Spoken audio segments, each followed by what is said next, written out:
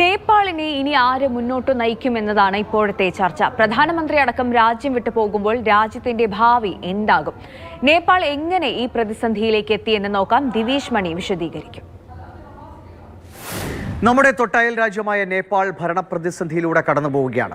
അവിടുത്തെ പ്രധാനമന്ത്രിക്ക് സ്ഥാനം വിട്ട് നാട് വിട്ടു പോകേണ്ട സാഹചര്യമുണ്ടാകുന്നു. മന്ത്രിമാർ തെരുവിൽ യുവാക്കളുടെ മർദ്ദനം ഏറ്റുവാങ്ങുന്ന സ്ഥിതിയാണ്. അവിടുത്തെ യുവാക്കൾ ഒന്നടങ്കം ആവശ്യപ്പെടുന്നത് വേറൊരു പുതിയ ഭരണം ഈ രാജ്യത്തെ മുന്നോട്ട് കൊണ്ടുപോകാൻ വേണമെന്നാണ്. പക്ഷെ അത് കലാപകലുഷിതമായ സാഹചര്യത്തിലേക്ക് കാര്യങ്ങൾ കൊണ്ടുപോയിരിക്കുന്നു. വർഷങ്ങളായി തുടരുന്ന രാഷ്ട്രീയ അസ്ഥിരതയാണ് നമ്മൾ നേപ്പാളിൽ കണ്ടുകൊണ്ടിരിക്കുന്നത്. 2008 രാജഭരണം വിട്ട് ജനാധിപത്യ സംവിധാനത്തിലേക്ക് വന്നതിന് പിന്നാലെ ഒട്ടേറെ നേതാക്കൾ പ്രധാനമന്ത്രി പദവിയിലേക്ക് എത്തി. പക്ഷേ കൃത്യമായി സ്ഥിരതയാർന്ന ഒരു ഭരണം കാഴ്ചവെക്കാൻ അവിടെ ഒരു സർക്കാരിനും കഴിഞ്ഞിട്ടില്ല എന്നതാണ്. അതിലേറ്റവും പ്രധാനമായി 2008 മുതൽ ഇങ്ങോട്ട് ഇത്രയും കാലത്തിനിടയിൽ ഏറ്റവും പ്രധാനപ്പെട്ടതായി 3 നേതാക്കളാണ് നേപ്പാളിലെ ഭരണ സാരഥ്യം മുന്നോട്ട് കൊണ്ടുപോയിരുന്നത്.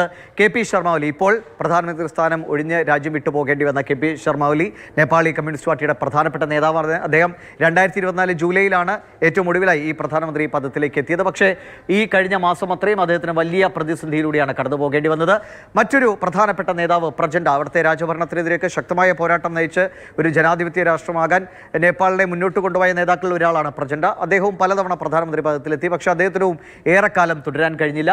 ഒപ്പം തന്നെ നേപ്പാളി കോൺഗ്രസ് പാർട്ടിയുടെ ഏറ്റവും പ്രധാനപ്പെട്ട നേതാവായ ഷേർ ബഹാദൂർ ഡ്യൂബ, ഈ 3 പേരുമാണ് നേപ്പാളിലെ ഏറ്റവും പ്രധാനപ്പെട്ട നേതാക്കൾ. ഇവർക്ക് ചുറ്റുമാണ് അവിടുത്തെ ഭരണ സംവിധാനങ്ങൾ തിരിഞ്ഞുകൊണ്ടിരുന്നത്. പക്ഷേ ഈ 3 പേർക്കും എങ്ങനെയാണ് നേപ്പാളിനെ ഒരു ജനാധിപത്യ രാഷ്ട്രമാക്കിയത് അതുപോലെ മുന്നോട്ട് കൊണ്ടുപോകാൻ അവിടുത്തെ ജനങ്ങളുടെ യുവാക്കളുടെ വിശ്വാസം ആർജിക്കാനോ കഴിഞ്ഞില്ല എന്നതാണ് ഏറ്റവും പ്രധാനപ്പെട്ട കാര്യം. 2015 നേപ്പാളിലുണ്ടായ ഭൂകമ്പം, അതിനെ തുടർന്നുണ്ടായ ദുരിതാശ്വാസ പ്രവർത്തനങ്ങൾ, അപ്പോൾ ആ ഫണ്ടൊക്കെ കൃത്യമായി വിനിയോഗിക്കുന്നു എന്നറിയാൻ യുവാക്കളുടെ ഒരു വലിയ സംഘം രൂപപ്പെടുകയും ആ സംഘം പിന്നെ രാജ്യത്തെ അഴിമതികളെ തുറന്നു കാട്ടുന്ന നിലയിലേക്ക് വന്നതോടുകൂടി ഭരണകർത്താക്കൾക്ക് വലിയ പ്രതിസന്ധി രൂപപ്പെട്ടു. അങ്ങനെയാണ് അവർ സോഷ്യൽ മീഡിയ പ്ലാറ്റ്ഫോമുകൾക്ക് നിരോധനം ഏർപ്പെടുത്തുന്നത്. പക്ഷേ ഈ അഴിമതിയിൽ മുങ്ങിയ ഭരണത്തിനെതിരായ യുവാക്കളുടെ പ്രതിഷേധം അങ്ങനെ അവസാനിക്കുന്നതായിരുന്നില്ല.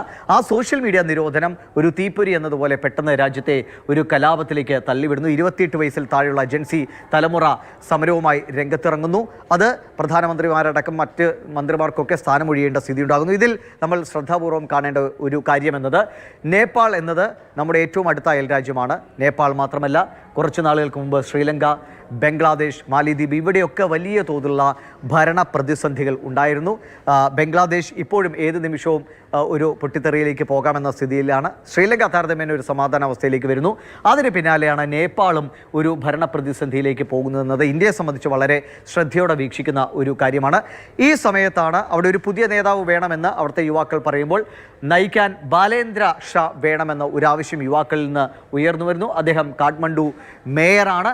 അദ്ദേഹത്തെ കാവൽ പ്രധാനമന്ത്രിയാക്കണം എന്നതാണ് സമരക്കാർ ആവശ്യപ്പെടുന്നത്. അദ്ദേഹം തന്നെ സോഷ്യൽ മീഡിയയിലൂടെയൊക്കെ അറിയിക്കുന്നത് താൻ ഈ സമരത്തിന് പൂർണ്ണ പിന്തുണ പ്രഖ്യാപിക്കുന്നു. അദ്ദേഹത്തിന് ഈ 28 വയസ്സിന് മുകളിൽ പ്രായമുള്ള ആളാണ്. സമരത്തിൽ നേരിട്ട് അദ്ദേഹം ഇറങ്ങുന്നില്ല, പക്ഷേ പിന്തുണയുണ്ട്.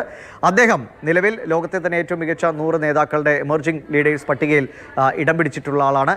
അദ്ദേഹം രാജ്യത്തിൻ്റെ ഭരണ നേതൃത്വം ഏറ്റെടുത്താൽ രാജ്യത്തിന് നേപ്പാളിന് വളരെ ശക്തമായി മുന്നോട്ട് പോകാൻ കഴിയുമെന്ന പ്രതീക്ഷയാണ് സമരക്കാർ ഉന്നയിക്കുന്നത്. പക്ഷേ ആ കാര്യങ്ങളൊക്കെ തീരുമാനങ്ങൾ കാത്തിരിക്കുന്നു. എന്തായാലും നേപ്പാളിലെ ഭരണ പ്രതിസന്ധി അയൽ രാജ്യങ്ങളായ ഇന്ത്യയും ചൈനയും ഒക്കെ വളരെ ജാഗ്രതയോടെ വീക്ഷിക്കുകയാണ്.